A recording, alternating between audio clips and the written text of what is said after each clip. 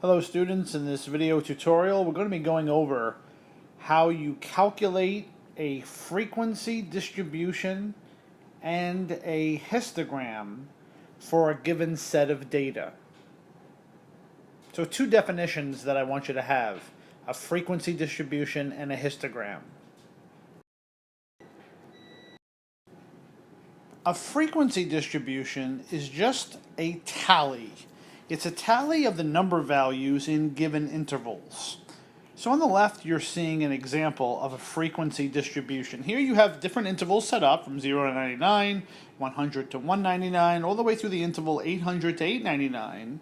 And your job is going to be to determine the frequency. How many numbers are there between 0 and 99? How many numbers are there between 100 and 199? So that's what a frequency distribution is. It's just a tally of the number values in given intervals. A histogram is simply the graph of a frequency distribution. It kind of looks like a bar graph. This on the right is what we call a histogram. It does resemble a bar graph, but in a bar graph, the bars are separated. In a frequency histogram, you have the bars pushed together. On the bottom, you have the intervals, and the y-axis is going to be the frequency. How many numbers are there in each interval? So in this particular case, here in the first interval from 0 to 100, the frequency would be 3. From 300 to 400, let's say, the frequency would be 1. So a frequency distribution is just a chart. It's a tally. A histogram is the graph of the frequency distribution. Now what I want to do in this video tutorial is show you how we're going to construct a frequency distribution in a histogram. And here you're given some data. It says the president of Ocean Airlines is trying to estimate when the Civil Aeronautics Board is most likely to rule on the company's application for a new route between Charlotte and Nashville. Assistants of the president have assembled the following wait times. So this is how long the applications need to wait for, filed in the last year. The data is given in days from the date of application until the ruling. So here what we want to do is we want to construct a frequency distribution and a histogram using 5 intervals. You'll always be told in these questions how many intervals to use. So take a moment, pause the video, enter the data into your calculator, and what I'll do is I'll put the one variable stat test on the screen, and then that way you'll be able to check to see if you have the data entered correctly into your calculator.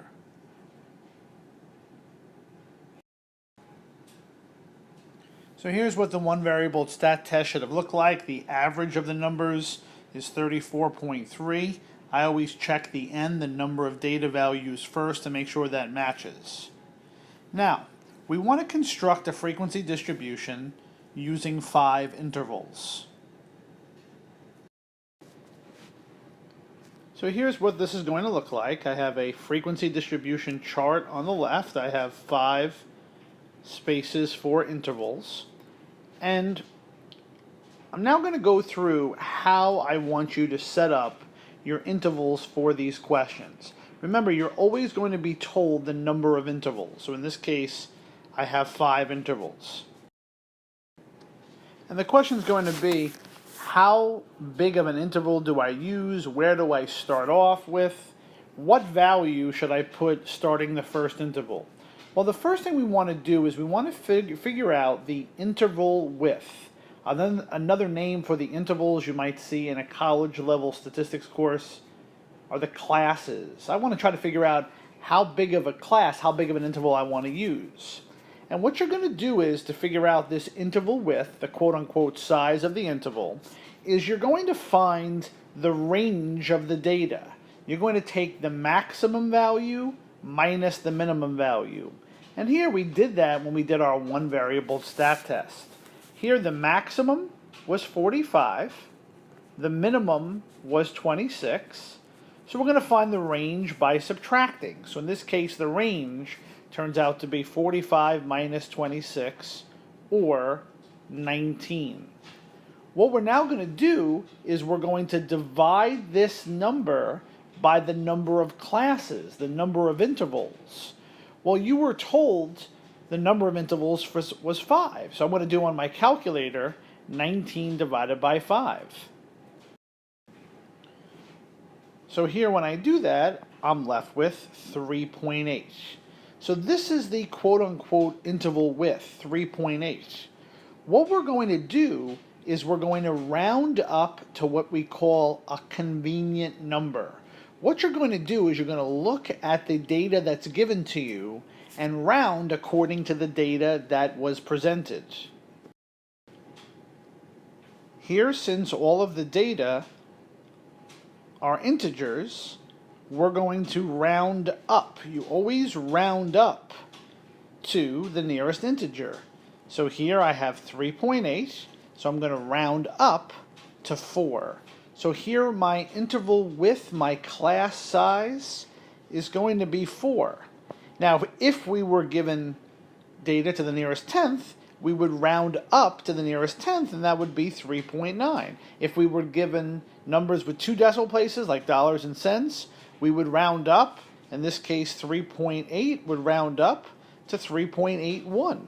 So what you do is you always round up to a convenient number based on the data that's given to you. So here my interval width, the size of the intervals, is going to be 4. Now what we're going to do is this. The starting point of the first interval is always the smallest data value. So we're going to start off in that first interval with the smallest data value. So in this case, the smallest data value, the min, is 26. So I'm going to start my minimum, my first interval, at 26. And now the interval width is going to be 4. So I want to make the intervals be of size 4. And a lot of times what students will do is they'll make a mistake and they'll go, okay, well, since I'm starting with the minimum, I'm starting with 26. 26 plus 4 is 30. But if you think about from 26 to 30, there are 26, 27, 28, 29, 30. There are 5 different numbers. I don't want that. I want the interval width to be 4. So instead what I'm going to do is I'm going to take that 26, I'm still going to add 4, but then that's going to give me the starting point of the next interval. So the next interval is going to start off at 30. Well, since that second interval starts off at 30, the first interval beginning with 26 has to end before the next interval starts. So the first interval is only going to go up to 29. Here my second interval starts at 30. My interval width is 4, so 30 plus 4 is 34. That means the second interval is going to end at 33. So I'm going to keep adding 4 to get the starting points of the intervals. And then I'm going to say, okay, my fourth interval starts at 38, so my second interval has to end at 37. This one has to end at 41 for the fifth interval to start at 42. And then here, if you notice, there is a little bit of a pattern in terms of the ending points. Here I have 29 plus the interval width 4 gives me 33. 33 plus 4 is 37. 37 plus 4 is 41, which means the last interval has to end at 41 plus 4, or 45. So now I have my frequency distribution table ready to go for my intervals, and now I want to calculate the frequencies. I want to try to figure out how many numbers are there between 26 and 29, how many numbers are there between 30 and 33. Now in the olden days I would have to now go through all the numbers and simply write a check mark as far as, okay, 32 is in between 30 and 33. 38, that's in between 38 and 41. Instead, what we're going to do is we're going to have our calculator calculate the frequencies for us. How are we going to do that? We're actually going to have the calculator create a histogram. Now, in order to create a histogram, what we're going to do is we're going to access the stat plot feature of our calculator. First, press second and then the Y equals button to access the stat plots menu. Select option 1 by pressing enter. highlight on to make sure plot 1 is on. And what we're going to do is we're going to create a histogram. And the histogram is this third type of graph. For those of you using the older versions of the calculator, it's the top right-hand corner graph that again kind of resembles a bar graph. What we're going to do is we're going to select that type by moving the cursor over this histogram and pressing enter. Make sure the X list matches the list in which you entered your data. So for me, that's list 1. So if it doesn't say list 1, press second, and then the 1 button for list 1. Remember, the lists are above the numbers 1 through 6 in blue. And make sure next to where it says frequency, you have 1 typed in. Now this particular type of graph, this histogram, is the only graph where you're not now going to go to zoom and then zoom stat. Instead, what you're going to have to do is you're going to have to press the window button and manually enter the viewing window which you want to use. Now when you press the window button, here's what you have to do.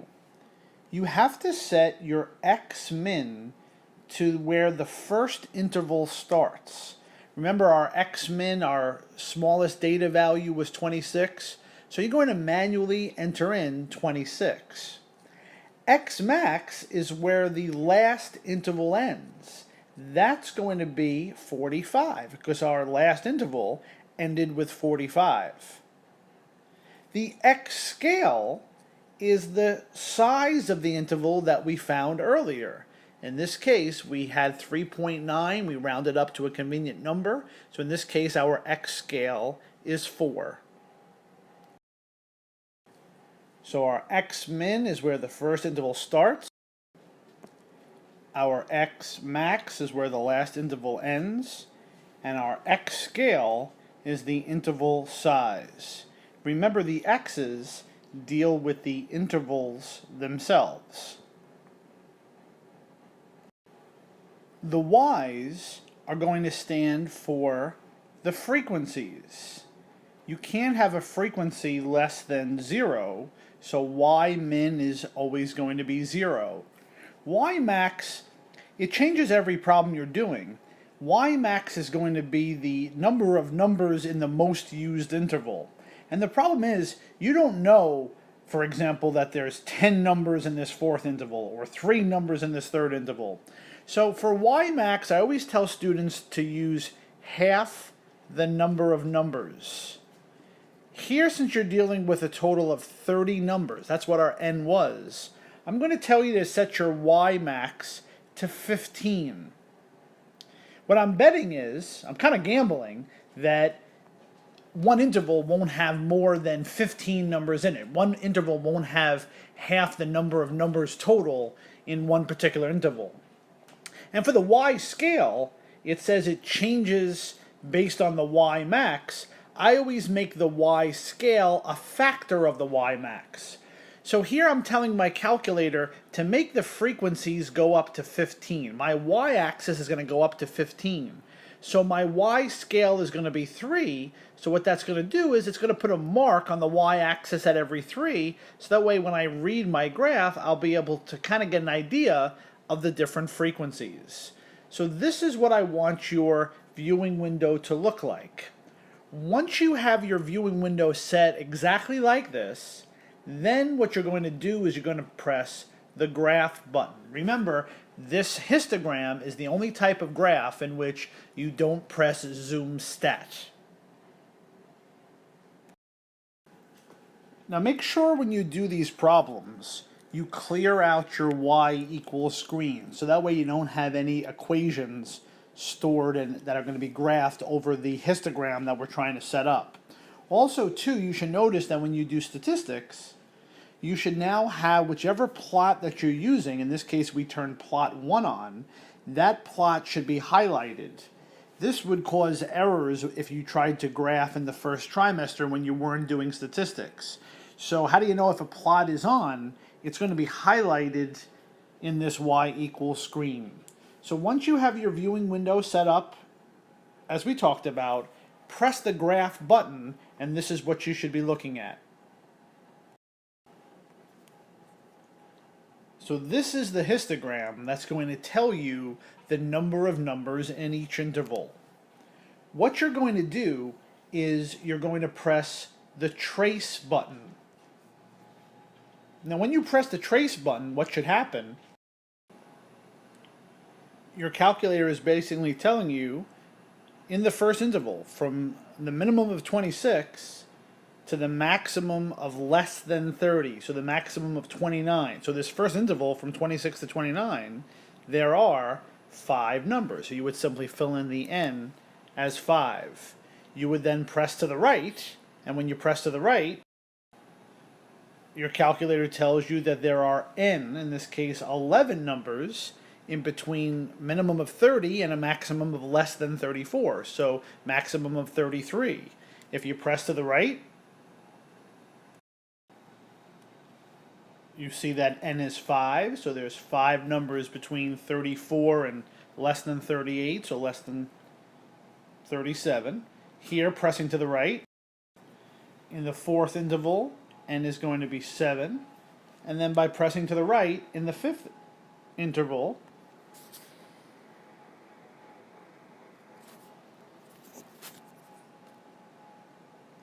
n is going to be 2. So we use the histogram to fill in the frequency distribution table. And now what you're going to have to do on exams is you're going to have to then create your frequency histogram to the best of your ability. So what I'm going to have you do is I'm going to have you try to draw this frequency histogram. Here you have 5 intervals, so I'll break the bottom up into 5 sections. You're going to put the starting point of each section. So the first interval starts at 26, then 30, 34, 38, and 42. Here the Y max that we used was 15, and we used a Y scale of 3, so that's why there's a line at every 3. And what we're going to have is, in the first interval, there are 5 numbers, so we'll go up to 5. Second interval, we go up to 11. Third interval, back to 5, because the frequency was 5. The fourth interval, we go up to 7. And then the fifth interval, there were 2 numbers. So this is what I'm going to have you do on a test or a quiz. I'll also ask you what your X-min, your X-max, your X scale, what all the viewing window was that you use for these questions. So this is how you do a frequency distribution and a frequency histogram.